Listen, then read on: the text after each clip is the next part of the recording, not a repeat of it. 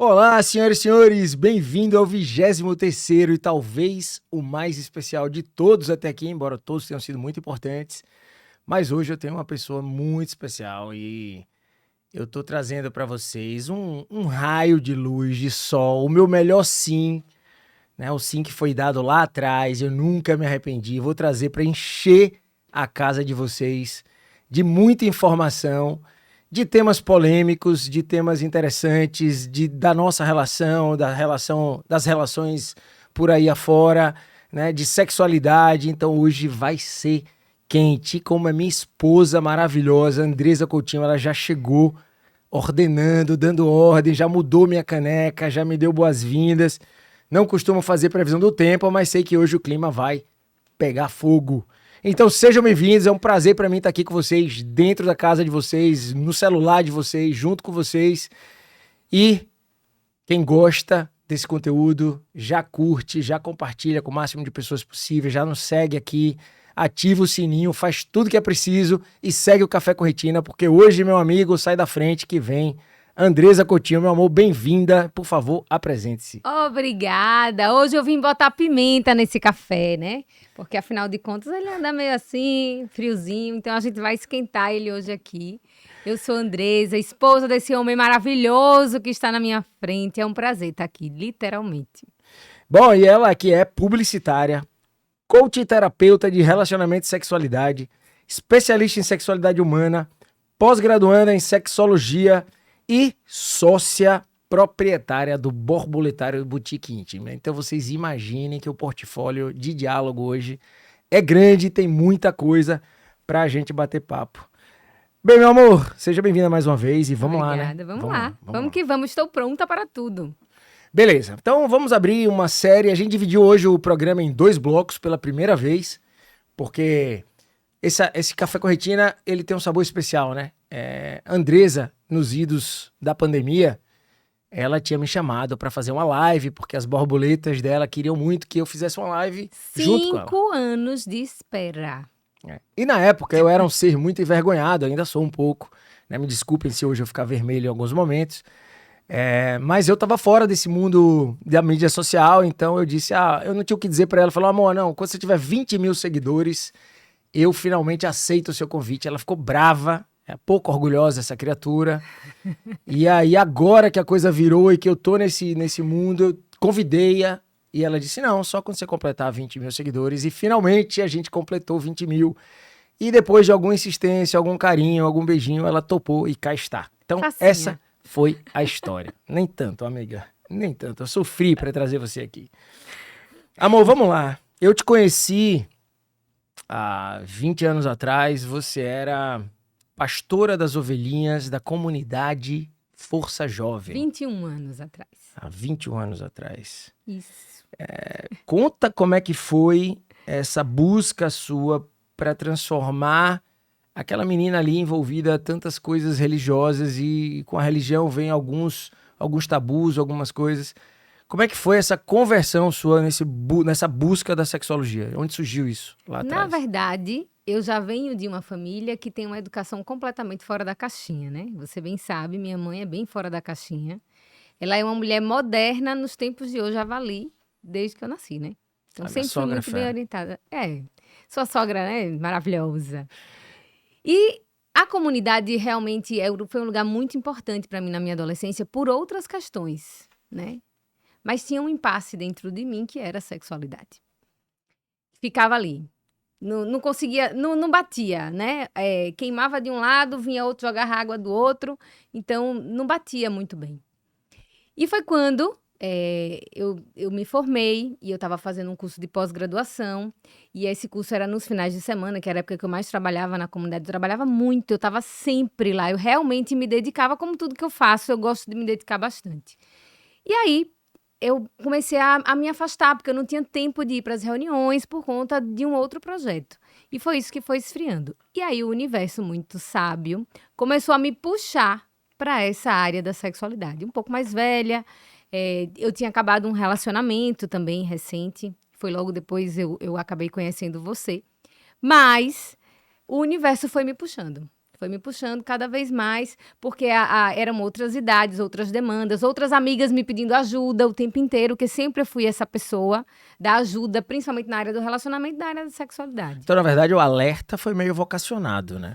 Na verdade, eu não escolhi, eu fui escolhida. Boa. É o que eu penso também. Não por coincidência. Foi quando Fátima, na época da dupla, né? A gente tinha acabado a dupla. Acabado não, eu tinha saído da dupla, né? A dupla continua até hoje. E ela me convidou para fazer uma palestra em um evento dela. E eu disse, mas uma palestra? Ela disse, eu quero que você fale de sexualidade. Eu disse, você endoidou? Ela disse, não existe ninguém melhor do que você. E eu neguei, até que ela, de tanto insistir, ela disse, você vai receber por isso, não é de graça não. Eu disse, não é sobre dinheiro. E ela insistiu muito, eu acabei fazendo a minha primeira palestra na Coppertause, nunca vou esquecer. E eu saí de lá já contratado para o ano seguinte, para o Dia da Mulher do ano seguinte. Então eu vi assim, opa. E eu gostava daquilo, né? E os convites começaram a aparecer. Qualquer reunião que tinha, chama a Andresa, que vai ser legal, vamos reunir mulheres e chamar a Andresa. E as borboletas surgiram depois do grupo das maridas do Ironman, né? Que fizeram uma reunião lá em casa, todos os maridos esperando na pracinha, porque elas estavam tudo com a periquita batendo palma. E aí, simplesmente, a coisa começou a ficar famosa mesmo. As maridas, para quem não sabe, eram as mulheres dos triatletas na época que nós fazíamos os Ironmans e tal. E elas tinham esse apelido de marida pela companhia que nos faziam, os apoios, né? Todos nas provas e tal. E uma dessas reuniões foi lá em casa e daí começou esse buchicho que nunca mais parou, né? E aí minha vida mudou completamente. Foi pra melhor. Vamos lá, vamos pro que interessa. Vamos entrar um pouco no tema 1 desse primeiro bloco, que vai ser o bloco onde eu vou fazer as perguntas. O segundo bloco, as perguntas são mais misteriosas, porque vieram do Instagram dela. Os meus seguidores são mais modestos, mais tímidos. Só me mandaram algumas perguntinhas, mas ela tem um monte de pergunta aí. Aguarde. Mas antes, vamos às minhas, né? Eu queria saber de você o seguinte, na sua opinião, qual é o primeiro erro que um casal pode cometer na sua intimidade? Veja, intimidade é igual a vulnerabilidade. Às vezes as pessoas estão casadas há anos, mas não são íntimos. Porque não é fazer cocô de porta aberta. É você simplesmente se mostrar por inteiro para o outro. Então, o primeiro erro é daí. É quando você começa a colocar muitas máscaras para o outro. E aí o outro fica só imaginando quem você é, mas não lhe entende. Quando você fala de uma falta de diálogo, isso tem a ver com o sexo em si? Dialogar sobre o que você gosta ou é uma coisa geral? É uma coisa geral, mas o diálogo sexual é um dos mais difíceis de acontecer, porque a gente não teve educação sexual. A maioria das pessoas nunca conversaram sobre nada com os pais, que era, na infância, o ambiente seguro. Então, é como se esse diálogo não fosse seguro. Então, quando isso vai para um relacionamento, vira algo muito difícil, né? Mas eu estou falando do diálogo em geral. A vulnerabilidade, na verdade, ela está em você mostrar aquilo que você sente. E isso inclui, eu não gostei do sexo hoje. E não, eu tive que mentir para ele não se frustrar. Isso é sempre... Você acha que isso é uma dificuldade muito feminina? Dizer ou contar que o sexo... Porque o sexo para o homem, a gente vai tocar um pouco nesse assunto, eu lembro que eu tinha uma camisa que dizia o seguinte, que sexo quando é bom é ruim, e quando é ruim é bom, e quando é bom é ótimo. E essa é uma frase que talvez se enquadre bem para os homens, porque, sei lá, na cabeça deles, eles sempre chegam lá e o objetivo do homem é, teoricamente, só chegar lá. Às vezes ele nem curte o processo. E a mulher é um pouco diferente, né? Ela talvez tenha uma necessidade de curtir mais o processo até para poder chegar lá. Então, você acha que essa dificuldade de falar sobre sexo ou reclamar, entre aspas, do sexo no casal é mais feminino? Muito pelo contrário. Veja bem, a mulher ela tem uma repressão sexual, porque ela não pode tocar, ela não pode falar, ela não pode se conhecer. Mas o homem, com o machismo, ele sofre uma repressão emocional. Então o homem ele tem que estar sempre com vontade, ele tem que estar sempre pronto, ele tem que ser bom de cama, ele tem que estar ali, firme. Ele não pode broxar, ele não pode deixar de ter desejo. Então, até para a cabeça da mulher entender quando o homem não está afim, é complicado, porque ela sempre vai achar que ele está com outra, quando na verdade ele pode estar extremamente estressado. Então, não é uma coisa só da mulher. O homem também recebe uma repressão emocional, inclusive de emoções que não têm a ver com sexo. Às vezes ele está mal e ele não consegue verbalizar, porque o homem não chora. O homem não pode fraquejar. E você acha que isso também tem a ver com a educação sexual que o homem recebe? Na verdade, que A como a gente... educação de gênero. É que, na verdade, é a forma como o homem é criado e a forma como a mulher é criada. Não existe a forma que o ser humano é criado. Eu tenho um professor que ele sempre fala, a gente se torna homem e se torna mulher, a gente não nasce homem ou mulher. Então, a sociedade, ela coloca um caminho que a mulher tem que ser assim, assim, assim, assim, assado. E o homem tem que ser assim, assim, assim, assim, assado. E isso é complicadíssimo, porque gera esse choque. Então, quer dizer que se um ser humano que tem pênis, ele nasce com pênis e ele resolve ser uma pessoa mais sensível, ele não pode? Por quê? Se ele for uma pessoa mais chorona, mais sensível, que não gosta de trabalhos muito braçais, ele não pode? Por quê? Entende? Então, isso tudo é que gera esse desconforto no caso de verbalizar aquilo que sente, de ser vulnerável. Então, você acha que, na verdade, a mulher às vezes não reclama com o cara, ou com o seu marido, ou com o seu namorado, justamente porque ela também acha que se ela reclamar, ela vai ferir esse cara que precisa se sentir um machão?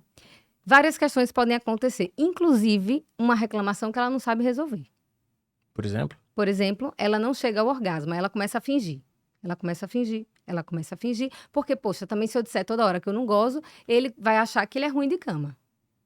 Né? Isso tá no subconsciente e ela começa a fingir para poder acabar logo, porque ela não tá sentindo prazer, ou então porque, né, vai frustrar. Às vezes eu finjo, né, porque ele pelo menos não fica tão triste. Eu ouço isso direto no consultório, entende? Só que É difícil de acreditar que pessoas vivem anos juntas e não discutem isso, não conversam isso. isso é muito mais comum do que, sei lá. A gente vai chegar lá e as estatísticas realmente mostram um pouco disso, né?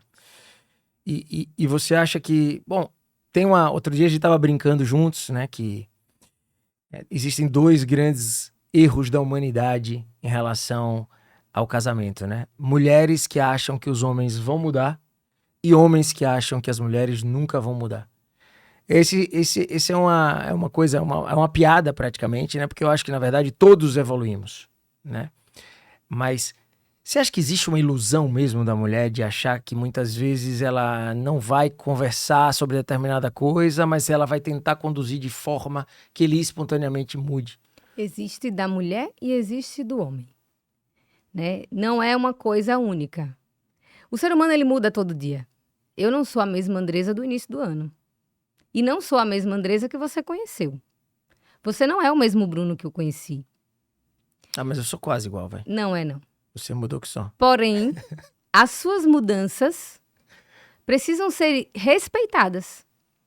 Não podem ser as que eu quero. Essa é a grande questão do relacionamento. Existe uma essência sua que é preservada, que esse é você. Existe uma essência minha que é preservada e essa sou eu. Mas eu tenho que respeitar até as suas mudanças. E é aí onde o bicho pega, porque a gente cria expectativas querendo que o outro supra as nossas carências, entende? Então, assim, eu tô carente, eu tenho um desejo na minha vida que é chegar nisso e quer depositar tudo isso no colo do outro. E o outro não vai atender. Porque ele também tem os processos dele. E vice-versa. Existe uma expectativa também do homem com a mulher de, minha esposa tem que ser desse jeito. Na verdade, as mulheres mudam sim e os homens mudam sim. Mas cada um no seu processo. E você acha que o filho... Por que eu acho que isso... Na minha opinião, tá? E às vezes não necessariamente tem a ver com nós dois, ou o nosso case especificamente. Mas às vezes eu tenho a sensação que existe uma interferência do processo da maternidade e também da paternidade, né, no casal, certo? E eu às vezes tenho a sensação, quando eu olho em outros relacionamentos, que a maternidade ela acaba afetando mais o relacionamento do que o cara que vira um pai, Você concorda com isso ou isso eu tô generalizando demais? Não, eu concordo. Porém, vamos colocar um filho no meio de um casal. Se afeta um, afeta o outro também, né? Porque a gente tem uma imagem da mãe imaculada. Aquela mãe maravilhosa que é imaculada. E isso é muito complicado, porque há muitas mulheres, quando entram no processo de maternidade, elas acabam incorporando essa mãe imaculada. E ela esquece que a prioridade do casamento é o marido. E vice-versa. E vice-versa. Eu falo como mulher. E eu falo muito isso para as mulheres. E eu fico com medo até de levar um tomate na cara. Mas ainda Porque não essa aconteceu. é uma frase forte, né? Pra Forte. mãe que escuta isso. Exatamente. Como assim você quer me convencer que pra família a minha prioridade é o meu esposo, ou vice-versa, a minha esposa? E engraçado que, assim, ela sempre me disse isso, né? E eu me sentia o máximo, assim, porque eu achava... No fundo, eu sentia que existia verdade nessa teoria. Porque se isso não for verdade, não vai existir a família. Um dia a família deteriora, se vocês dois se deteriorarem. E quando você tá bem com o seu parceiro, com a sua parceira, tudo flui melhor. Mas quando você tá mal, aí é um degrau, assim, tu, que começa a cair. Cai a libido, que é a vontade de viver. Cai o diálogo na família, que interfere na educação dos filhos. O afeto se afasta de dentro de casa e os filhos percebem. E vira um movimento muito sério dentro da família. Por isso, a prioridade precisa ser o casal. O casal precisa entender que relacionamento é feito de esforço. Por exemplo, para ser mãe, a gente se esforça pra caramba. Ia falar um palavrão. Pra caramba. Mas a gente precisa se dedicar à maternidade. E ela é envolvente. A maternidade é envolvente demais, porque todas as suas expectativas são colocadas em cima daquele ser. E você espera do outro que tenha a mesma expectativa o tempo inteiro. Mas se eu não parar para me esforçar na outra relação, que é de marido e mulher, essa família vai pro buraco. Tende ao insucesso. Tende ao insucesso. Então, você precisa, sim, dedicar tempo a essa relação de marido e mulher. Não pode ser uma coisa assim que... é uma mágica que caiu do céu, né? Como todo mundo acredita. Eu não acredito em alma gêmea, em encaixe perfeito. Eu acredito que a gente tem que se esforçar para construir uma relação. Como era a frase? Amor é? Construção. E Amor atitude. é atitude. E relacionamento é construção. Ela que me ensinou que amor não é sentimento, amor é atitude, ou seja, exige esforço e isso aí vale tanto pro casal Engraçado quanto que eu pro seu lembro a amigo. primeira vez que eu lhe falei essa frase. Me veio na memória. Agora a gente tava no carro. Você tinha acabado comigo no namoro. E aí eu mandei uma carta e no envelope da carta eu escrevi essa frase. Amor é atitude. E eu lhe disse isso, assim, que eu tinha repensado. Realmente eu gostava de você, que até então eu tinha dúvida. Mas na hora que você me abandonou lá... Mentira, ela era caidinha sempre. Não. No começo você sabe que não. Aí eu disse, putz, eu gosto dessa criatura, e agora? E fui atrás, eu dei o meu braço a torcer. Você sabe que isso é uma coisa difícil pra mim. E eu fui, e você ainda me esnobou, né? Claro, mas você queria o quê? Deu uma Eu ia esnobada. dar uma- Mas eu deixei o recado e você repensou. Ainda falou assim, tomara que você esteja certa. E eu estava. uma vidente, praticamente, você vê, né? Não pode estar errado de jeito nenhum. Bom, em que momento o afeto... Por que as pessoas deixam o afeto morrer nos relacionamentos longos? Porque a gente acredita que todo relacionamento longo tem que ser frio. Quantas vezes a gente já ouviu? Sabe como é, né, Andresa? 10 anos de casados. Gente, tem que estar melhor. São 10 anos de história. 10 anos melhorando o sexo, 10 anos melhorando o diálogo, 10 anos para melhorar. E você está dizendo que está frio? Vamos resolver isso. Vamos esquentar. Só que as pessoas querem. Como eu falei, amor é o quê? Atitude. Aí elas querem um relacionamento quente, pegando fogo. Igual esse café com retina aqui. Cheio de pimenta, mas a atitude de uma veinha. Que não faz nada. Olha que tem umas veinhas quentes, viu? Mas uma atitude fria. Mas que é um negócio quente. Mas você tá ali gelada. Sem dar um beijo de língua. Sem fazer uma surpresa. Sem botar uma calcinha vermelha. Sem esquentar. Ela nem se esquenta, vale o outro. Entende? Então, assim, chega no namoro, é balinha house no bolso, e beijo de língua toda hora, e olha a calcinha, e faz uma escova, e passa um batom vermelho, e quando chega na hora do casamento, parece que a caçola bege e o camisola da Sonharte resolve tudo. Não pode ser assim, minha gente. Camisola jeito da Sonharte. Fazer um jabá positivo. Não, dá não. Dá não. Tem que esquentar e tem que ter atitude para isso. Exemplos, por exemplo. Exemplos: dormir sempre com a camisola, que você se sinta atraente. Mandar uma mensagem, acordar e dar um beijo de língua. Ir lá e fazer um cafuné, ser gentil com o outro. Ah, você tá lá assistindo uma aula, custa ir lá e levar um cafezinho? Admirar tanto quanto critica. Admirar muito mais do que critica. Para que criticar? A admiração você ganha muito mais, né? Do que ficar, porque ele não tem que mudar, não.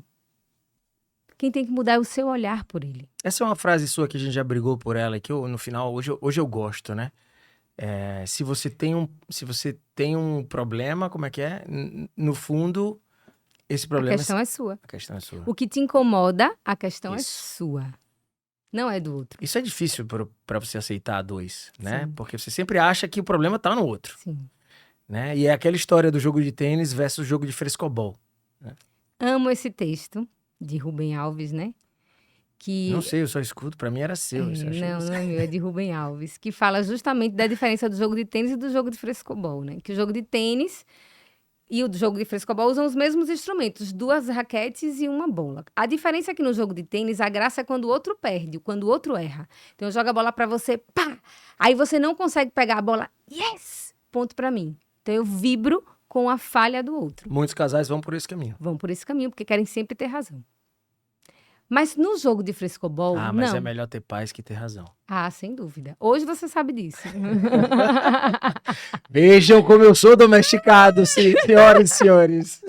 No jogo de frescobol, a graça é quanto mais o outro acerta, mais gostoso o jogo fica. Ricardinho, se eu tiver com cara de babão, vai me avisando. É porque a mulher dele é foda, Ricardinho. É difícil, ela é difícil. Ela é difícil. É muito melhor ser feliz do que ter razão, minha gente. Então, o diálogo, ele precisa começar mostrando a vulnerabilidade. Olha, essa situação faz eu me sentir desse jeito. Me ajude a eu não me sentir assim. Porque aí você entende que a responsabilidade é sua, de uma situação que não lhe incomoda. Porque o que é o defeito do outro? Vamos parar para pensar? Defeito é o que não funciona. Só que às vezes você tem uma característica sua que me incomoda. Aí o que acontece?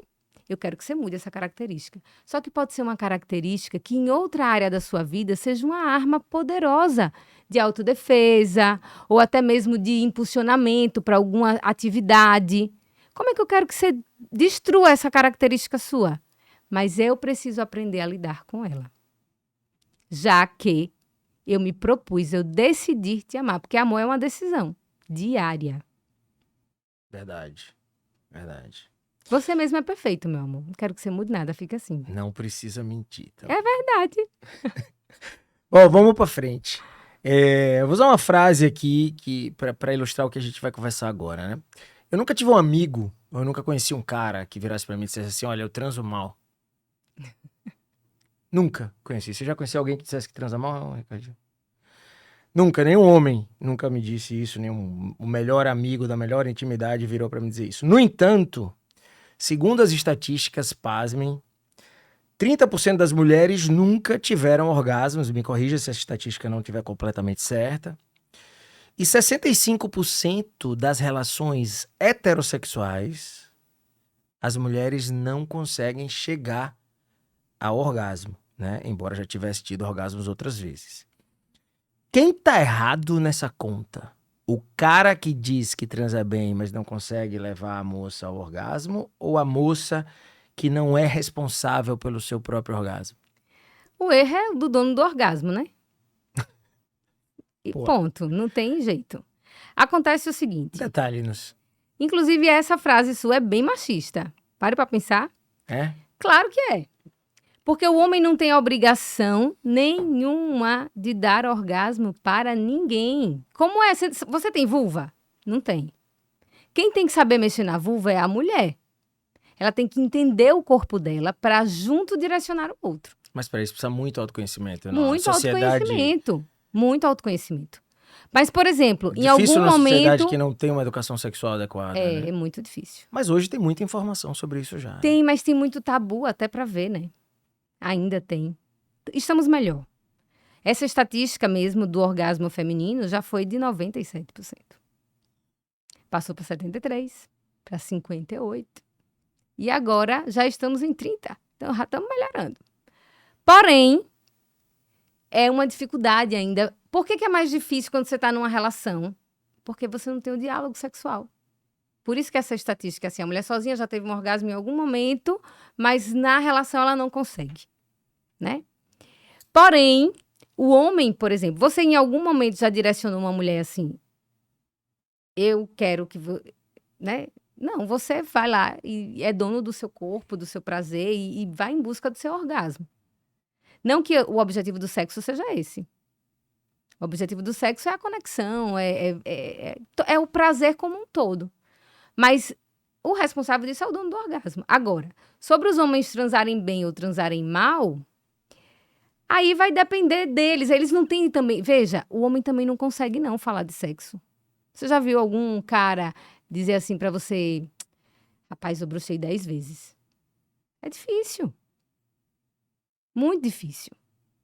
Então tem uma mentira também, né? E uma falta de conhecimento, porque sempre o padrão tá no filme pornô, né? Mas você vê como é difícil esse diálogo, e se você for materializar aqui, nós temos de um lado uma mulher reprimida por um Sim. país católico, onde falar sobre sexo era sujo, então essa construção é de anos, machista. Do outro lado tem um homem que também não teve educação sexual formal e que aprendeu como é o sexo no filme pornô. Exatamente. Né? No Vulco Vulco, chega, acabou, eu sou o fodão e vamos lá, é agora. Se tiver 3 mulheres, eu tenho que dar conta de 3 mulheres. Então o impasse é grande, né? É muito difícil, porque primeiro a mulher sedutora, ela é vista como pecaminosa, porque isso vem desde a história de Adão e Eva. Pense, Adão estava lá no paraíso e Deus tirou da costela dele um pedaço para fazer a mulher. Para quê? Para ser companheira do homem. Aí os dois estavam felizes, tarará, tarará, tarará. De repente, vem uma serpente, seduz a mulher. E ela, como é muito sábia, foi lá e seduziu o homem também. E por conta da mulher, o pecado entrou no mundo. Eles são expulsos do paraíso. Na hora que Deus observa eles, o que é a primeira coisa que eles fazem? Vestem as roupas. Gente, isso é muita sexualidade. Muita. E aí eles são expulsos do paraíso, têm filhos. E hoje, até o próprio ritual das igrejas, para você virar filho de Deus, você precisa ser lavado no batismo. Porque o fruto do pecado, que são os filhos, precisam ser lavados para virar filho de Deus. Isso é muito sério. É muita repressão sexual. E anos, 2000 anos disso. Bem mais, né? Adão e Eva. Outras civilizações têm outras histórias de origem do mundo. E isso reverbera também, mas em outro contexto. Mas a nossa, aqui, como a gente vem de uma comunidade cristã, e a educação vem daí, a gente tem esse viés. Que conselhos você daria para os meninos, né, que estão vivenciando hoje um processo de educação sexual, sejam filhos, amigos, todos os meninos por aí afora de 13, 14, 15, 16, 17, 18 anos, que continuam muitas vezes só tendo esse acesso à informação do filme pornô, ou 2 aulas que ele tem ali na escola sobre órgão sexual, porque não é sobre sexualidade. É sobre reprodução. Sobre reprodução, exatamente. Que é onde, aula de sexualidade, pensam aparelho reprodutor. E parece que a gente volta a 10 casas, né? Onde esse rapaz busca, ou até mesmo essa moça, busca a orientação verdadeira? Olha, a primeira coisa, eu preciso falar para os pais. Orientem os seus filhos. Não tem condições, busque uma sexóloga. Mas busque informar e chegar junto dessas crianças. Não é para os adolescentes. O conselho não tem que ser para os adolescentes, tem que ser para os pais, para a escola. A escola precisa se abrir para isso. Que hoje está cada vez pior. Eu lembro que na minha época, eu ainda tive uma aula de como botar camisinha, disso. Hoje em dia não tem mais. A gente não consegue mais entrar nas escolas porque as escolas não querem tocar os pais ficam ofendidos. Quando na lei é obrigação da escola trazer essa educação sexual, que não tem nada a ver com a reprodutora, tá? E a gente precisa, sim, conversar com esses adolescentes sobre sexualidade, não é sobre sexo. Então, antes do sexo vem o respeito, o consentimento, o saber dizer não, o saber dizer sim, o preparar o corpo para esse momento. Autoconhecimento. O autoconhecimento. Mas até com os meninos, a gente joga os meninos no banheiro, eles vão lá, eles vão tocar no corpo, eles vão se masturbar, mas eles simplesmente não têm uma conversa para saber o que é isso. Aí eles vão pro pornô. E a educação continua sendo pornô. Até hoje. Hoje tá pior porque hoje o acesso é mais fácil, né? Na nossa época, a gente tinha que burlar o cara da videoset locadora lá, para poder alugar um filme. E de vez em quando a gente conseguia comprar uma revista Playboy, né? Hoje em dia não é assim. Hoje em dia tá aqui, ó. E os pais fazem assim: ah, mas meu filho sabe tudo, ele vive na internet. E o que é que ele tá vendo na internet? Eu imagino a ansiedade de um menino cujo referencial é um ator pornô que ele conheceu naquele filme, né? O tanto de ejaculação precoce, de trauma, de ansiedade, de necessidade e de medo de falhar, que isso não Exatamente. gera, né? E de estar naquele padrão de um pênis muito grande, muito duro, que tem que comer todas. É muito sério isso. Então, esse diálogo precisa ser com os pais e com a escola. A escola, ela tem que ser a fonte de tudo isso. Eu acho isso Perfeito. muito importante. Se a escola pudesse promover momentos com os pais e com os filhos, até para a gente poder orientar os pais de como chegar, isso seria perfeito. Beleza. Certa vez, eu vou trazer mais uma polêmica aqui. Eu vi uma entrevista sua e você comentando assim que muitas vezes as mulheres se sentem ofendidas em pagar um motel.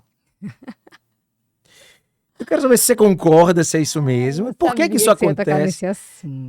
E onde é que está a igualdade de gênero nessas horas em que você aborda assuntos delicados como esse, assim?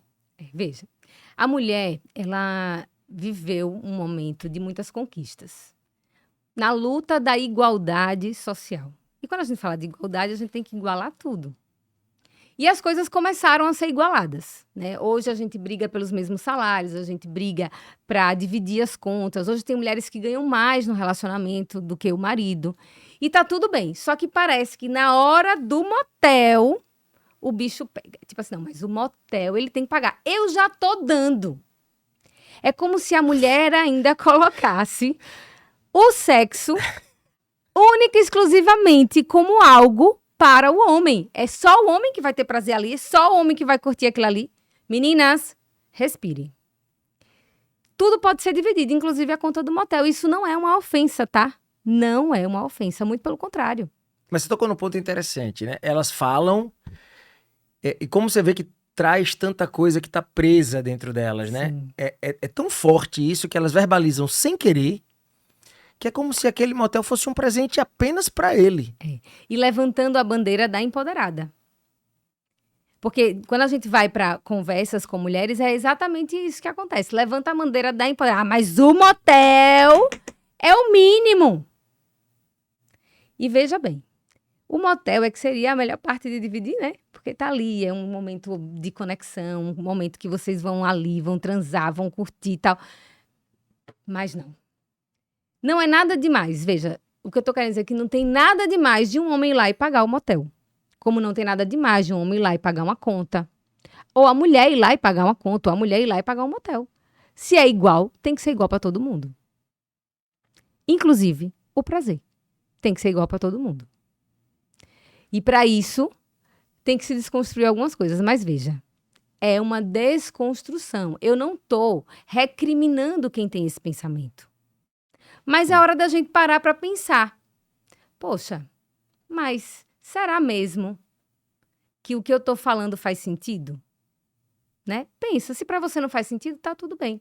É como a gente, hoje, eu vejo muitas mulheres recriminarem a outras mulheres que deixam de trabalhar para ir cuidar dos filhos. Gente, se a gente tá trabalhando num universo de liberdade, e se você tem condições de fazer isso, qual é o problema? É o seu querer que tem que estar na frente. Não é simplesmente porque eu tenho que ser uma mulher moderna e para ser moderna eu tenho que trabalhar fora de casa. Às vezes o que eu quero é trabalhar dentro de casa. Isso não vai lhe deixar menos empoderada. O empoderamento está em você fazer aquilo que você quer e ser livre para isso.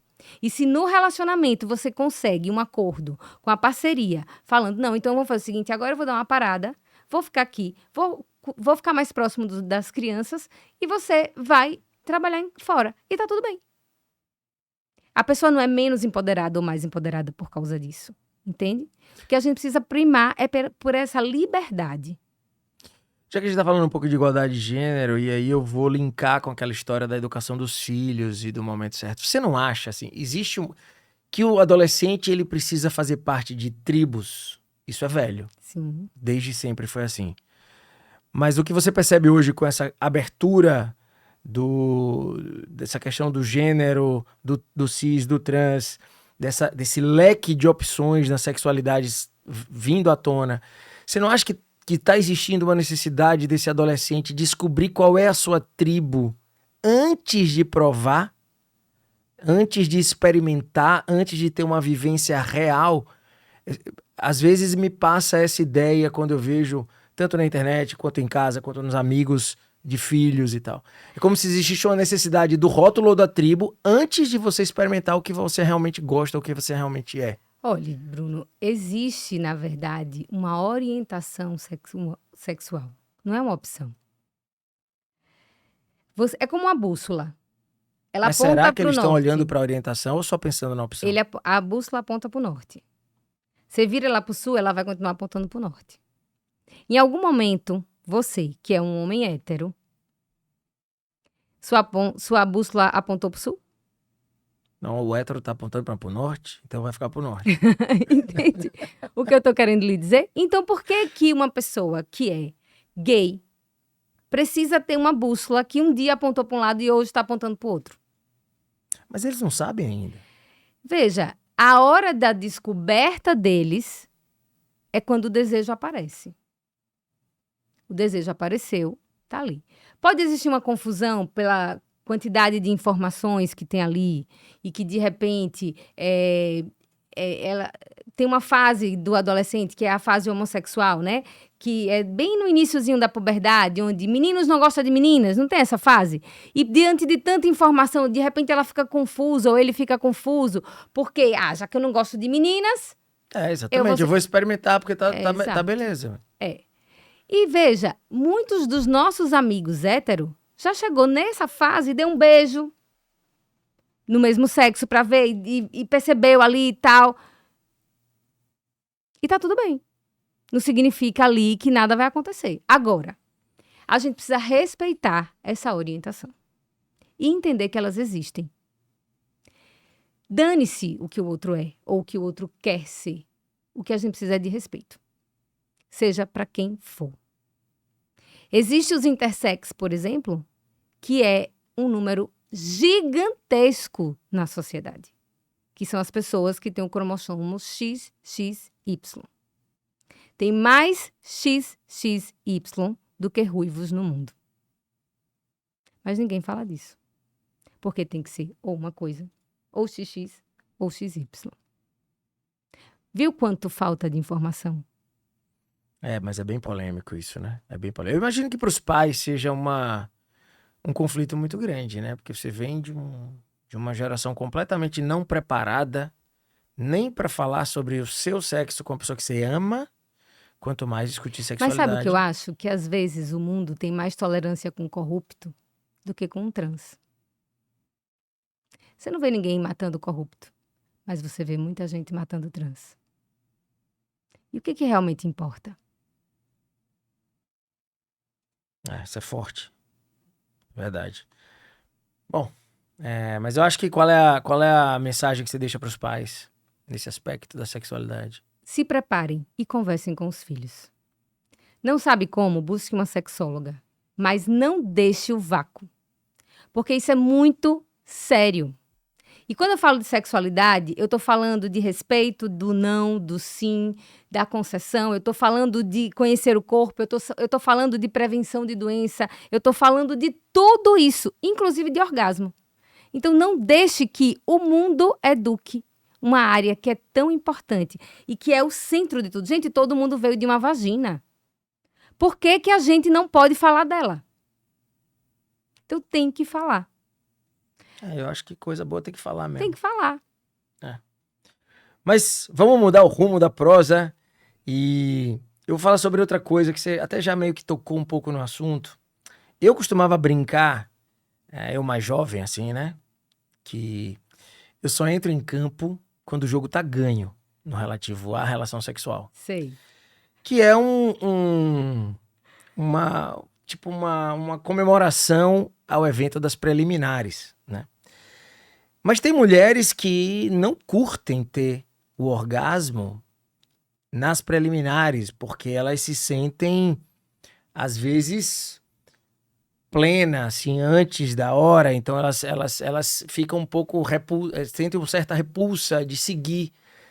E qual é a dica que você dá pro homem para saber o que fazer com determinada mulher que ele escolhe? Como é que ele vai saber? Porque às vezes eu não tenho tempo de discutir com uma mulher nova, ou numa coisa rápida, o que ela gosta, o que ela deixa de gostar. Mas enfim, tem alguma dica para isso? É realmente fundamental para todas as mulheres as preliminares? É necessário que você garanta esse orgasmo feminino, porque na cabeça do homem tem essa história do garantir, né? Como se o orgasmo fosse o troféu. O que você diz para esse homem quando ele lida com a mulher? Que entenda que preliminar começa no bom dia. Não é ali na hora do sexo oral, porque sexo oral já é sexo. Então, preliminar já é o bem antes. Ah, mas eu conheci na balada agora. É ali mesmo que começa. No carinho, no respeito. E ali você já vai se conectando. Acho difícil uma mulher não gostar de preliminar. Pensando por esse âmbito. Mas se o que você está falando é de sexo oral, pode acontecer da mulher não gostar do sexo oral e você vai ter que estimular de uma outra forma. Não, eu falo a respeito dela não gostar de chegar ao orgasmo antes que você comece uma penetração, por exemplo. Veja, primeiro a coisa mais difícil é quando o orgasmo vem junto. Acontece, mas é muito mais difícil. Você precisa de muito autoconhecimento para isso. Mas a mulher ter um orgasmo antes do homem é mais comum. O que acontece muitas vezes é que o homem pega uma vulva. Lá vai eu pegar minha vulva, porque eu não ia perder essa oportunidade, né, doutor Bruno? E aí ele fica hiperestimulando essa região, que é a glande clitoriana. E aí, e tamo-lhe estressar o bichinho. Essa glande aqui tem 8.000 terminações nervosas. Então vamos imaginar que a glande masculina, que é muito maior, tem 4.000. E você sabe que se a gente fica hiperestimulando ela ali, fica super sensível. Imagine um lugarzinho desse tamanho aqui, com 8.000 terminações nervosas. Sendo que o clitóris é desse tamanho aí. Ele é gigante. Copiou, Ele né, está... pai? Entendeu, né, Ricardinho? Se ligue. Olha, esse clitóris aqui tá no tamanho real. Porque como isso aí é uma vulva, né? Foi tirado de uma ressonância magnética. É exatamente assim. E a gente fica estressando só essa cabecinha aqui. Se a mulher fica hipersensível aqui, isso aqui chega a doer. E aí, quando ela tem um orgasmo, ela vai ter um orgasmo bem curtinho, aquele orgasmo rapidinho, e depois ela parece um gato assim que não quer que toque. Então, precisa trabalhar esse clitóris como um todo para que esse orgasmo não fique hipersensibilizando aqui.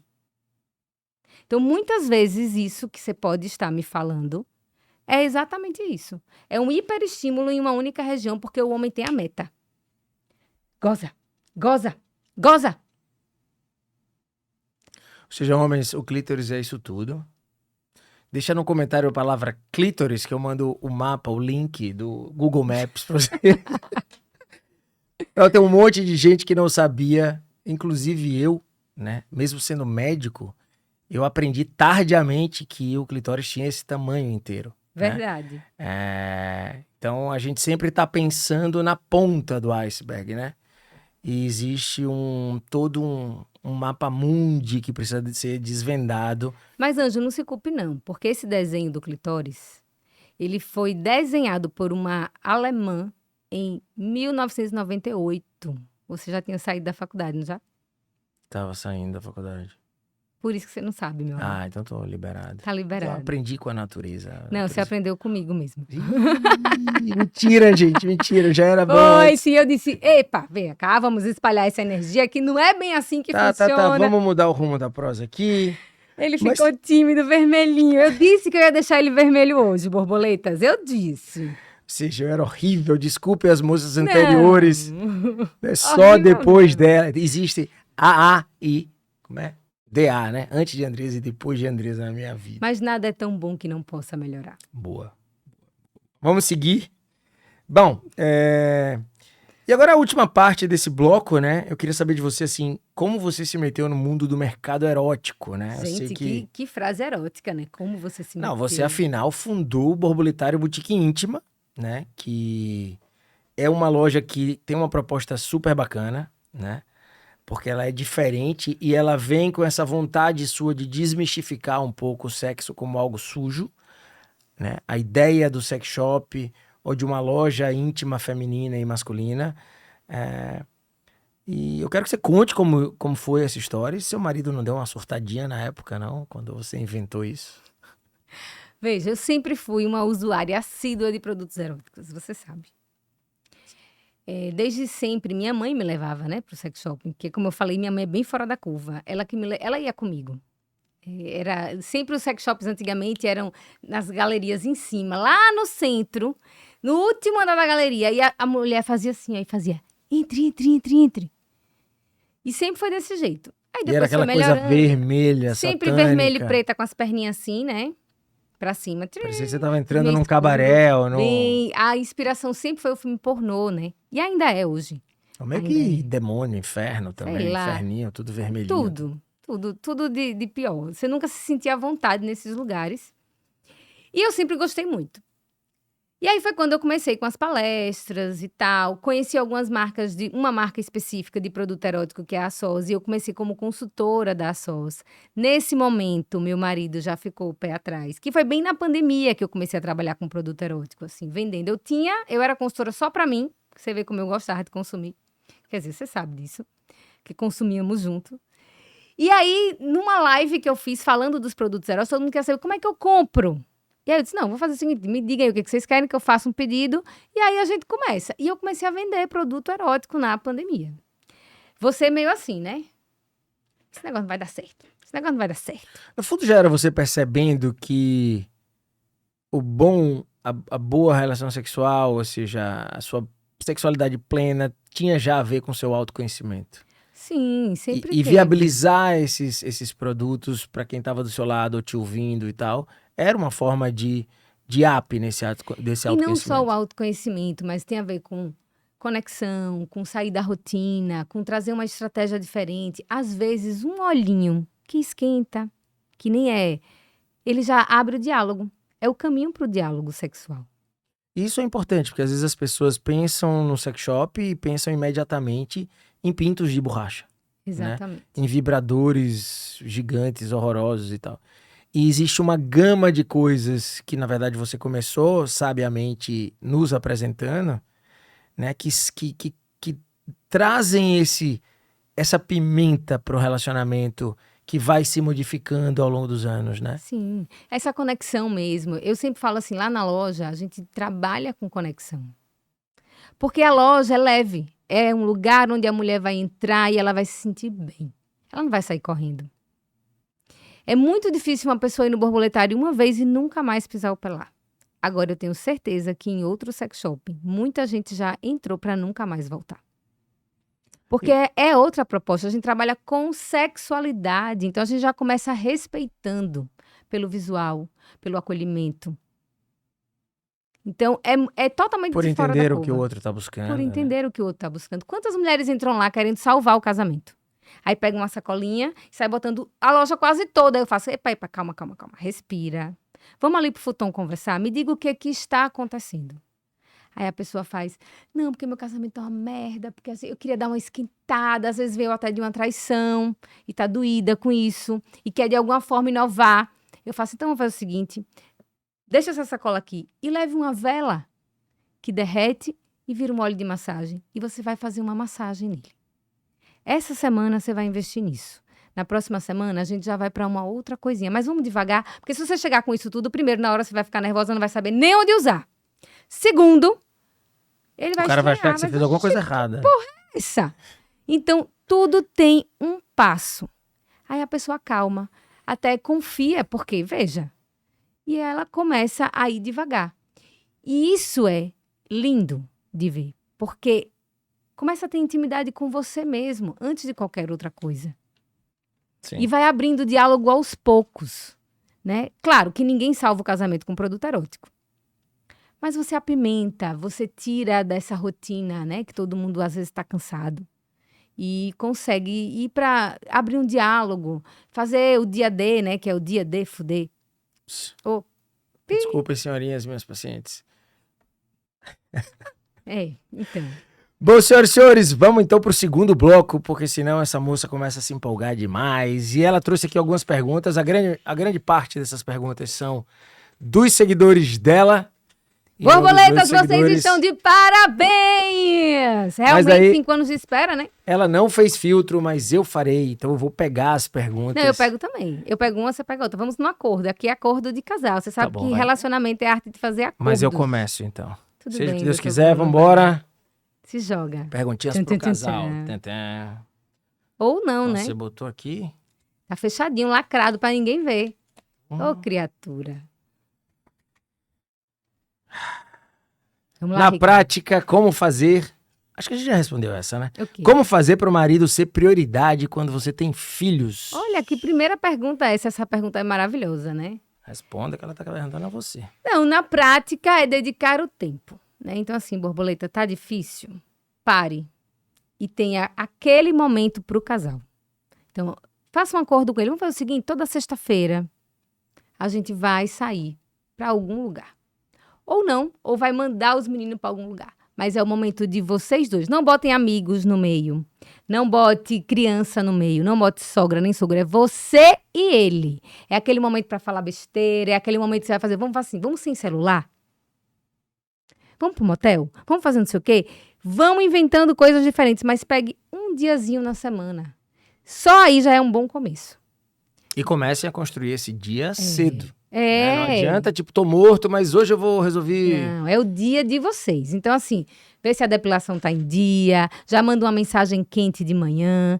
Agora, tudo isso precisa ser construído a semana toda, né? Então, assim, trabalhar o afeto, trabalhar a gentileza, que são coisas pequenininhas. Gente, o grande é feito de coisas pequenas. Então, vai no pequenininho e vai trabalhando tudo isso. E aí, naquele dia, vão leve. De alma aberta, pra ser, pra acontecer, pra namorar. Né? Eu acrescentaria o seguinte, aconteça o que acontecer, claro, se você pode, tem essa estrutura, faz pelo menos uma vez por ano uma viagem sozinho com sua esposa. De preferência para uma praia, um lugar que desperte libido, que desperte o calor, que desperte... Veja, isso é como a gente se conecta. Tem pessoas que se conectam numa fazenda, numa montanha. Exato. Então, vai para um lugar onde você se conecte com a sua parceria. Perfeito. Isso vamos é fundamental. Mas é porque ele é viciado em viagem, né? Mas é importante. Porque lá você vai passar, assim, dias plenos. Sou eu, né, agora.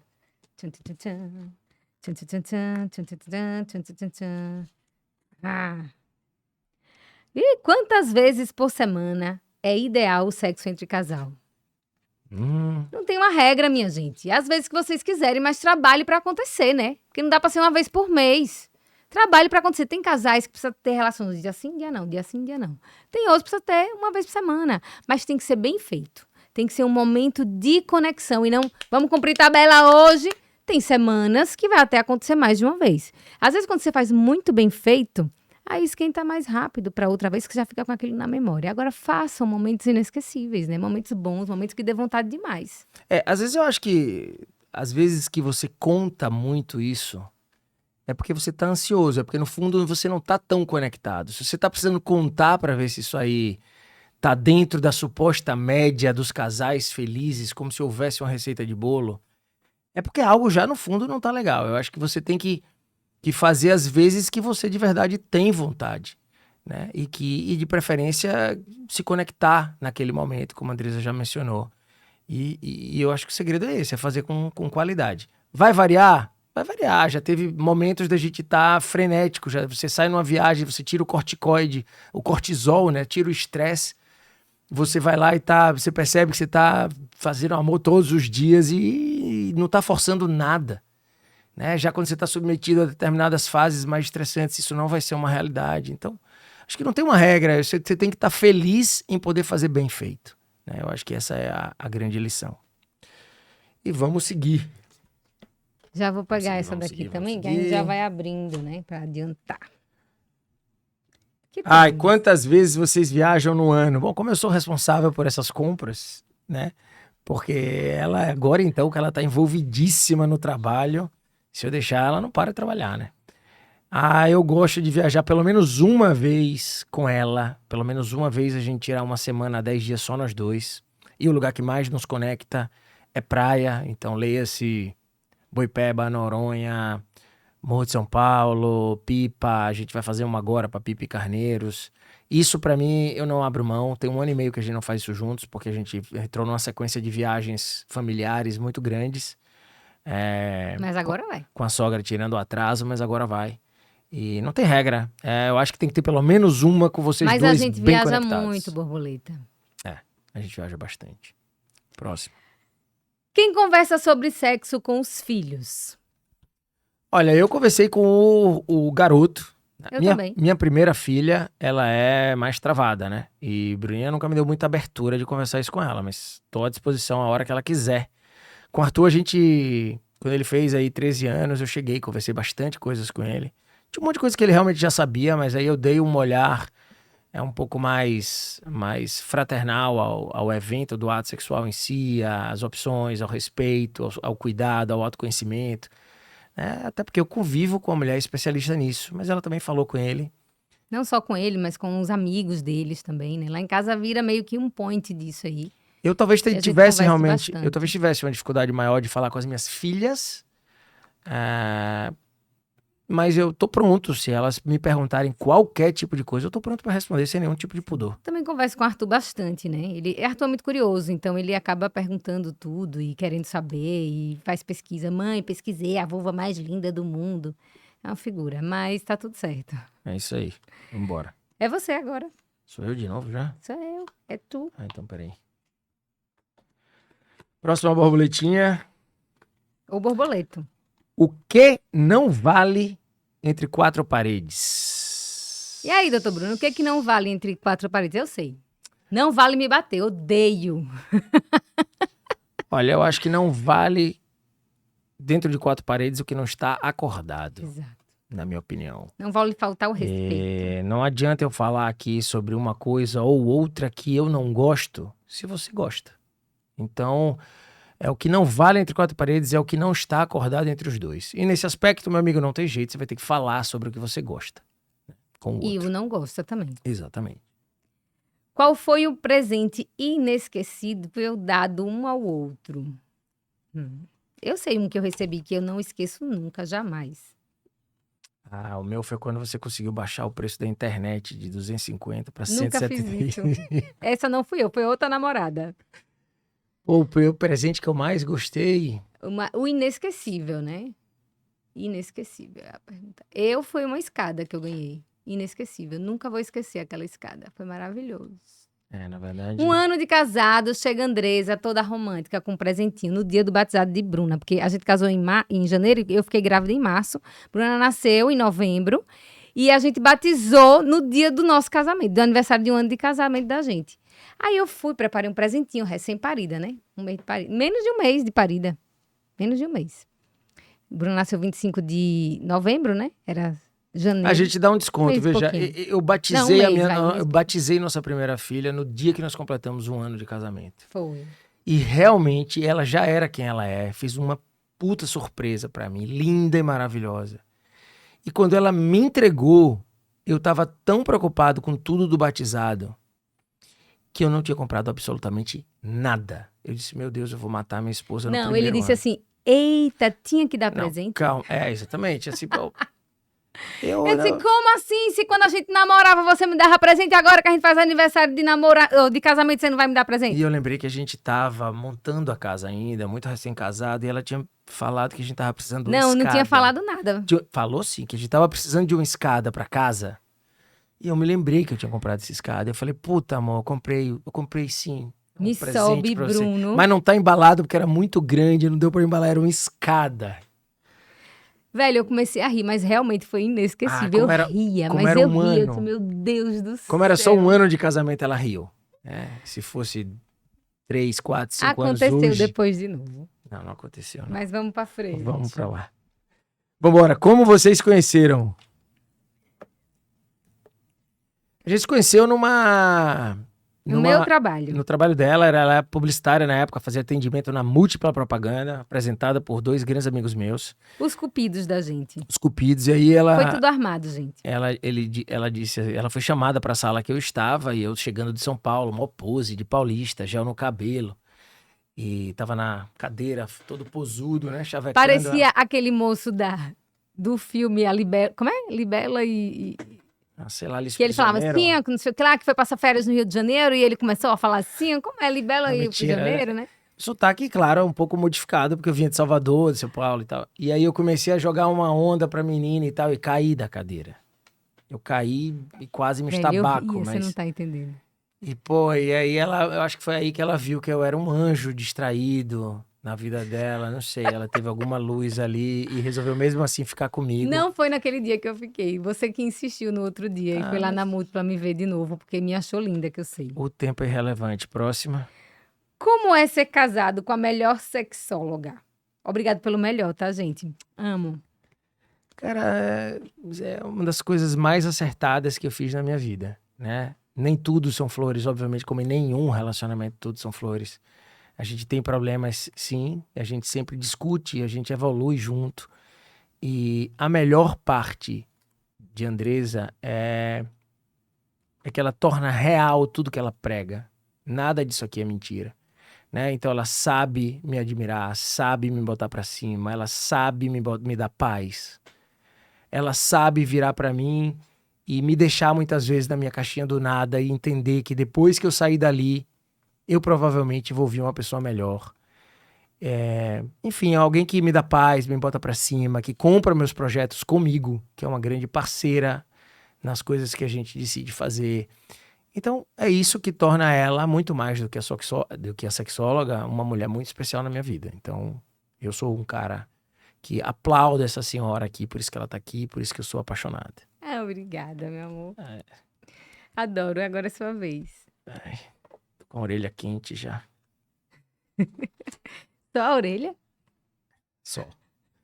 Bruno, como é que você lida com homens curtindo e comentando nos posts de Andresa? Vai, amor. Olha, isso já foi muito difícil, né? Solta o desabafo.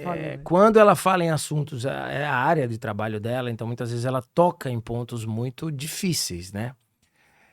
Certo dia ela veio reclamar que eu tava tirando a roupa no Instagram. Eu tava fazendo a transição e tirando a camisa e mudando a bermuda e tal. Eu falei pra ela, amor, pelo amor de Deus, você fala de brinquedos eróticos, fala sobre temas picantes, sexo anal, sexo não sei o que lá, fio terra. E outro dia, e você tá achando que é um problema eu trocar de roupa, né? É sério no meu triatlon? E a gente deu risada juntos, porque no começo foi muito difícil, né? Meus amigos me ligavam desesperados. Negão, seus pacientes vão fugir do seu consultório. Sua mulher fala de assuntos complexos. Muito pelo contrário. Haja borboleta entrando lá pra ver quem é esse cara maravilhoso, marido de Andresa Coutinho. E obviamente, do mesmo jeito que ela tem engraçadinhos, eventualmente, no Instagram dela, sim. Eu também tenho engraçadinhos e engraçadinhas no meu Instagram também. Isso faz parte do jogo, e o que importa não é o que os outros estão pensando ou falando. O que importa é o que a gente vive junto. Então essa é a mensagem. Cabeça boa. Cabeça boa aí. É isso aí, tranquilidade. Como vocês conseguem manter sempre essa rotina calorosa com essa vida tão corrida? Difícil, viu? Mas veja, uma coisa é a vida corrida. Outra coisa é o calor do casal, né, minha gente? O calor do casal tem que ajudar na vida corrida, porque aí você relaxa, você ali curte e tal. E manter isso tem a ver com você querer estar no relacionamento. E realmente é uma coisa que eu quero estar no relacionamento. Então a gente tem o prazer de manter esse calor. Então, às vezes você faz essa pergunta porque, ai meu Deus, está tudo tão estranho. Calma, o quanto realmente você quer estar aí? Sim. E a dica que eu daria é o seguinte, gente, você tem que compartimentar a sua vida, né? Pô, por mais difícil que seja, trabalho é trabalho. Filho é filho. E vida dois é vida dois. Então, quando você aprende a compartimentar isso de uma forma objetiva, você começa a entender que tem o tempo para tudo. E você precisa, e se não tiver, você tem que achar esse tempo. Porque senão alguma coisa morre nesses pilares da sua vida. Então, compartimentalize a sua vida e dedique tempo a cada compartimento seu. Andresa, em caso de traição, de 0 a 10, qual seria o seu nível de perdão? Cuidado com o que você vai dizer. Depende. Depende da traição, depende de como eu vou receber. De de quem tá me perguntando. Depende de como eu vou receber essa traição. Depende de como eu vou estar emocionalmente. Depende do que vai acontecer. Depende de como a gente vai estar. Porque às vezes a gente pode estar muito bem e eu ficar puta. Como assim? A gente tem um relacionamento desse, você me traiu? E ativar uma bolha aí minha e eu, fugir. Pode acontecer de eu estar muito mal e achar, mas poxa vida, realmente. E a coisa também ficar. Então, meu amor, depende. Eu acho que Não a teoria, tem. gente, do jeito que eu conheço a peça, eu tô lascado se isso um dia fosse verdade. Melhor não arriscar, Melhor mas não arriscar. depende. Seu. Aqui, como driblar a rotina? Já falamos um pouco disso, né? Mas é investindo tempo no outro. E lembrando que não é pro outro, é pra você, minha gente. A gente faz pra gente também. Né? É sair, é curtir, é dedicar, pare um pouco e se dedique ao outro. O que faz pra relação não cair no monólogo? Converse, abra o verbo. Olha, tem uma coisa que eu sempre falo: cuidado quando o assunto acabar. Quando o assunto acaba, tá grave. Então, assim, tire os elementos que distraem e vão se divertir. A diversão é ótima para isso. Porque lá vocês vão dar risada. Às vezes as pessoas acham que diálogo é só DR. Não, falar besteira também é diálogo, minha gente. Isso é importante, né? Então, vamos facilitar, aliviar, deixar a coisa mais leve. Dica para tirar a minha filha de 3 anos da nossa cama. Eu amo minha bebê, mas tá Flórida. Chamego só com hora marcada. Você sabe que isso aí é uma dependência materna, né? Ou paterna, não sei. Usualmente Mas materna, talvez, né? não necessariamente. Eu teria deixado, você não deixou. Exatamente. Eu nem deixei entrar na nossa cama. E Sim. por você, Bruninha já ia dormir lá. E eu disse, de jeito nenhum. Eu sempre fui muito mais dura, assim, né? Em relação a essas coisas lá em casa. E os meninos nunca foram lá pra cama. Mas quando eles estão lá, que fica tudo mais fácil, que tá ali aconchegado, aí começa as suas carências serem depositadas. Mas olha, presta bastante atenção no que você tá fazendo. Primeiro pelo seu filho, que precisa criar independência, que precisa entender que a vida não é uma redoma entre pai e mãe. E segundo pelo casal, porque o casal precisa de intimidade. E precisa de sexo também, porque são coisas que estão juntas e ao mesmo tempo separadas, né? Então, precisa de sexo. Sexo não é a coisa mais importante do relacionamento, mas é uma ferramenta importantíssima de conexão do casal. A dica é o seguinte, meu amigo, você vai sofrer, tá? Eu sei que quem perguntou isso foi um seguidor meu. Você vai sofrer como nós sofremos lá atrás, né? Quando eu quis desistir, ela se levantava e levava o menino de volta pro quarto. Meia hora depois o menino vinha, ela levantava, deixava o menino no quarto. Ela fez criar o hábito de que o dia em que a gente liberava para eles dormirem no nosso quarto era um dia bônus, era uma premiação, era um momento especial, talvez único aí a cada 15 dias, uma vez no mês.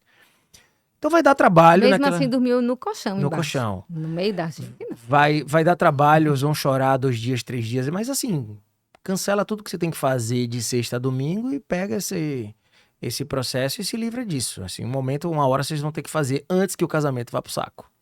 Às vezes você vai, arruma o quarto da criança diferente, tem uma conversa e explica a importância de você estar junto com seu marido, que é importante isso, tá? Eu acho que agora sou eu, né? É. O que mais admira e detesta no outro? O que eu mais admiro, eu já falei, né? Uma quantidade absurda de coisas. O que eu não gosto de Andressa é que ela é orgulhosa, né? Ela é muito orgulhosa. Claro que ela tá trabalhada mais um pouco agora na terapia, ela tem se esforçado muito, mas ela é muito orgulhosa. Já passei maus bocados. Tem horas que algumas vezes na nossa vida, ela não briga, mas quando ela briga, aí, meu amigo, se eu não voltar atrás, eu acho que eu já tava de pires na mão em algum outro canto da cidade. Ai, ai. Bom, o que eu mais admiro é uma série de coisas. É um cara inteligente, agradável, leve. A forma como Bruno vê a vida é muito admirável, porque ele curte. E isso não tem preço. Realmente, e é uma alma livre, né? E que não aprisiona. Então isso é muito bacana também. E o que eu mais detesto Nada, ela disse que eu sou perfeito. é perfeito mesmo. Não mude não nada. Não, eu sei o que você não gosta. O que é? Você me acha egoísta. Ou narcisista, Não, talvez. veja. Egoísta, pra mim, é tudo que eu queria ser. Como é que eu vou achar ruim? Não, não é legal. O legal é o caminho do Não, meio, gente. Mas veja. eu acho que é isso que ela não curte muito. Eu acho que eu até reclamo, porque eu sou carente. Mas entendo que a questão é minha. É verdade. Se te incomoda, a questão é sua. Trabalhe esse mantra na sua mente. Se te incomoda, a questão é sua. Então, no fundo, hoje eu já sei que quando você viaja assim sem mim, ou vai tomar um vinho caro sem mim, eu tô com inveja. Próxima. Sou eu ou você? Nem me lembro Você. mais. Qual é o seu segredinho para manter a libido alta? Bom, eu acho que essa pergunta foi para mim, inclusive. Libido é a energia de vida. Eu gosto sempre de falar isso, né? De estar ali. Eu sempre fui uma pessoa muito elétrica. Mas tem coisas que me energizam, né? Atividade física me deixa muito feliz. Dançar, meu Deus do céu. Posso estar morta, acabada. Se alguém falar assim, vamos dançar. Pronto, acabou. Levanto, vamos embora. Quero nem saber. Danço, danço, danço. Eu gosto de dançar. É uma coisa que isso tudo faz a minha libido melhorar. Lembre, libido é energia. Agora, se a questão é o desejo sexual, aí é mental. O que a libido atrapalha no desejo? Porque às vezes você tá com preguiça, tá ali com a energia baixa, você tem preguiça até de desejar. Né? E aí a coisa se confunde por esse motivo. Mas o desejo sexual tem a ver com aquilo que você constrói, de admirar o outro, principalmente admirar o outro. É admirar o outro, é pensar em sexo, é pensar no momento do outro, é olhar para o outro com menos crítica e muito mais admiração. Para os homens, o que eu diria, eu acho que eles estão falando do libido no sentido de desejo, né? Homem já é um ser mais libidinoso, no geral, mas isso não é uma regra. Mas o que eu diria para os homens era o seguinte, e talvez isso valha para as mulheres também, eu acho que auto-amor e autocuidado Total. trazem muita libido e muito desejo. Você estar bem, se sentir bem, se alimentar bem, estar fisicamente bem, estar no seu shape legal, é você se admirar primeiro de tudo, se conhecer primeiro de tudo. Isso correr atrás dos seus sonhos, né? Entender que a vida é você. Isso vai trazer desejo, vai subir sua testosterona, vai deixar você bem com você mesmo. E mesmo que não exista o sexo naquele momento, mas você vai estar tão bem com você, que você vai estar pleno, e isso aí é energia vital. Então essa é a dica que eu daria. Acho que essa aqui já foi, qual a importância do sexo no relacionamento de vocês, a mesma de qualquer uma pessoa, né? Qualquer casal. Eu acho que o sexo é um combustível de conexão. É fundamental que ele esteja saudável, porque senão vocês vão se desconectar do resto. Sexo tem que ser bom, minha gente. Então conversem para melhorar. Busquem informações para melhorar. Tem que ser bom, tem que ser prazeroso. E quando isso acontece, aí você consegue conectar com o outro. Deixa eu fazer essa, porque essa aí vai ser importante, que essa é nova. Não aguento mais ficar no 1-0. Provavelmente foi uma mulher, né? O que eu faço? Primeiro se conhece.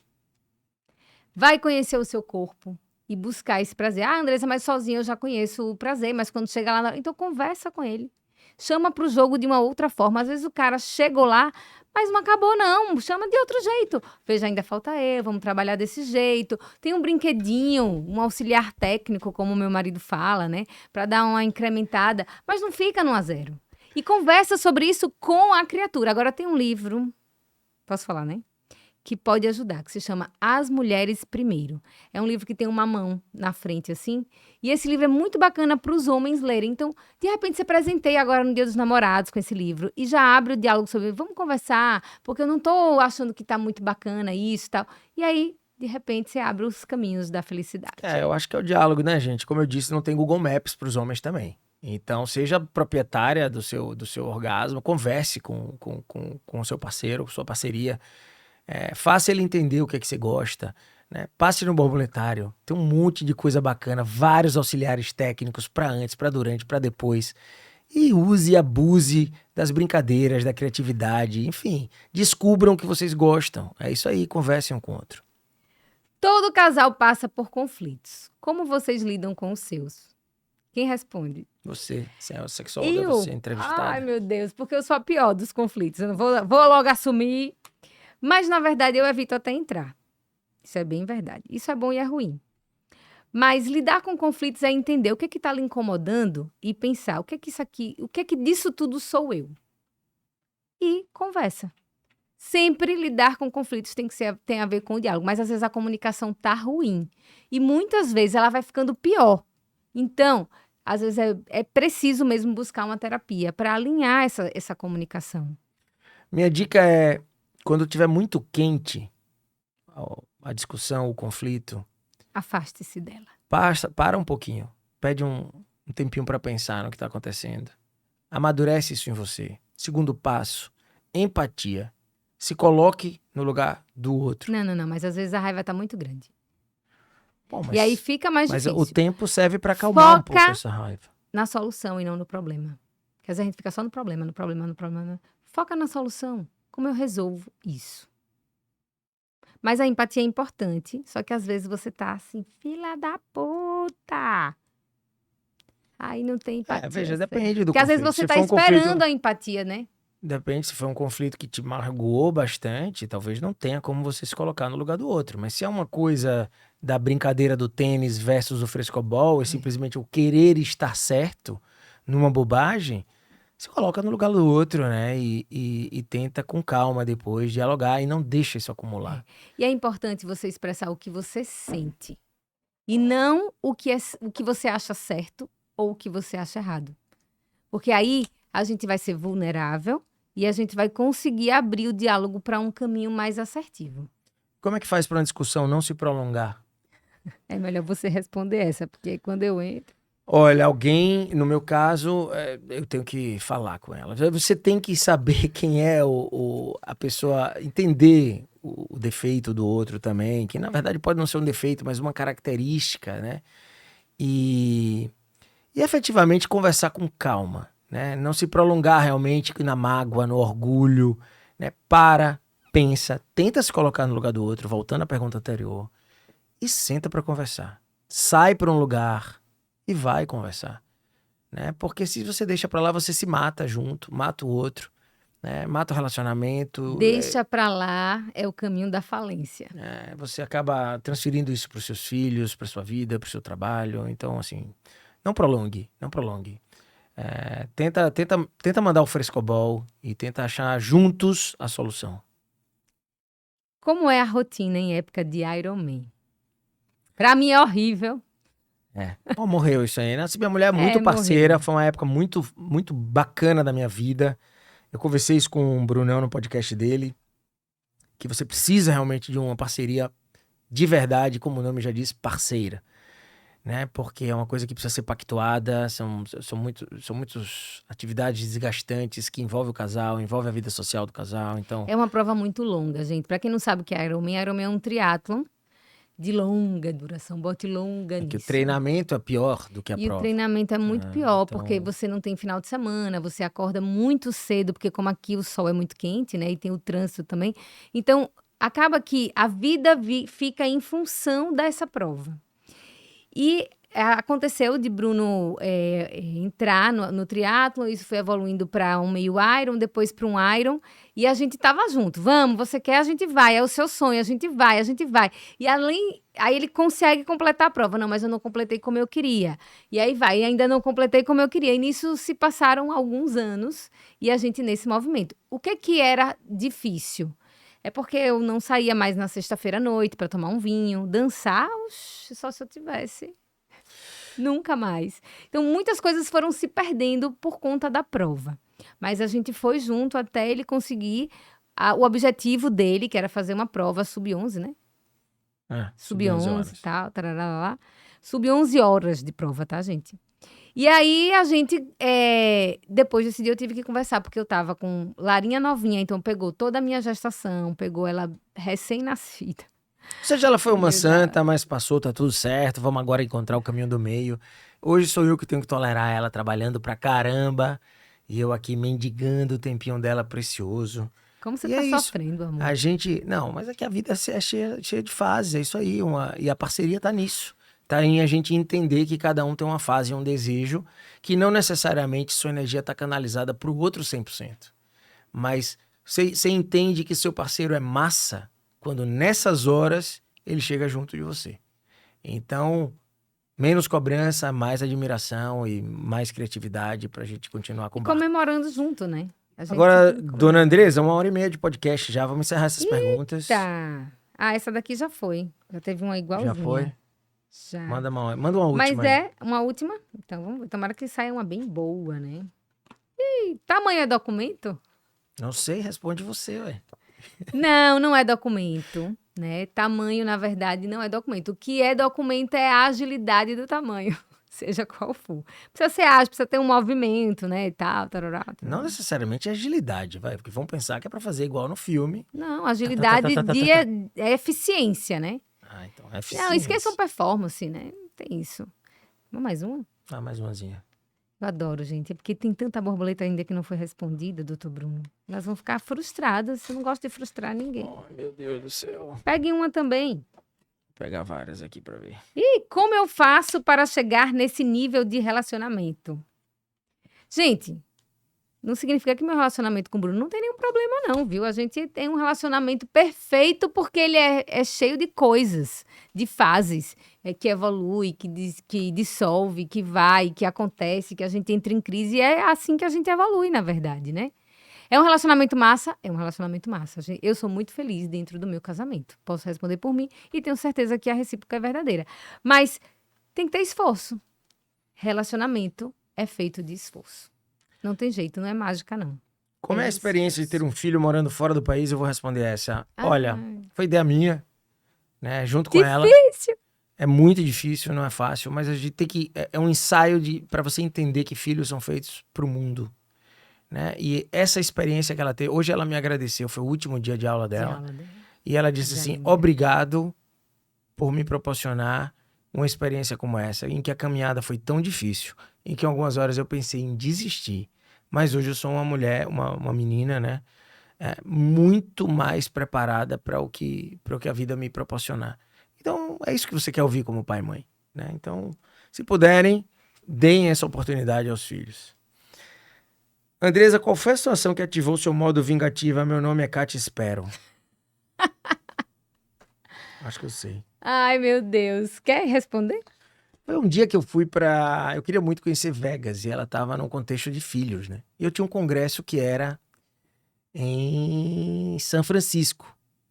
E eu disse, meu Deus, eu queria conhecer, aproveitar que tá ali, ir pra Los Angeles e Las Vegas. Aí eu disse assim, pô, amor, é porque só tem voo... Só tem voo voltando de Vegas. E eu, assim, é claro que eu não acreditei. Eu sabia que ele queria ir pra Vegas e tá tudo bem. Ele foi. E eu, cara de paisagem, tá tudo bem, meu amor. Mas eu queria só conhecer conhecer os cassinos. Mas é porque eu tenho um caderninhos. caderninho, né? Eu tenho um caderninho que a capa é assim, meu nome é Kátia Espero. Isso aí é borboleta que já sabe dessa história, né? E aí tá lá. Vegas é uma das partes, né, desse contexto aí. Mas tem outras. Tomara que eu já esteja morto quando ela for descontar esse negócio aí em Vegas. Mas não teve nada demais, eu só fui para uns shows, visitei uns cassinos e é isso. Uma festa fantasia. Quem é mais estressado? E depende da fase. Tem Agora fases que Bruno é mais estressado, tem fases que eu sou mais estressada. Tem fases que eu me estresso mais com as crianças, tem fases que ele se estressa mais com as crianças. É fase. Todos humanos normais, gente. Normal, tudo normal, que grita, que faz, que esperneia. Essa já foi. Ele já pegou tudo ali, querendo acabar logo. Tá com pressa. Foi pra não chegar no...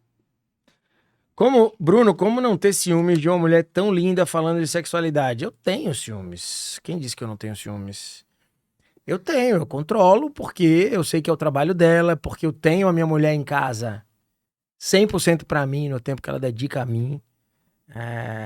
Então eu sinto a vibração, eu sinto o amor, eu entendo o trabalho. E ciúme, galera, é como o nosso carnaval. Como é que a gente vai pro carnaval há 30 anos sem sentir ciúme, vocês acham?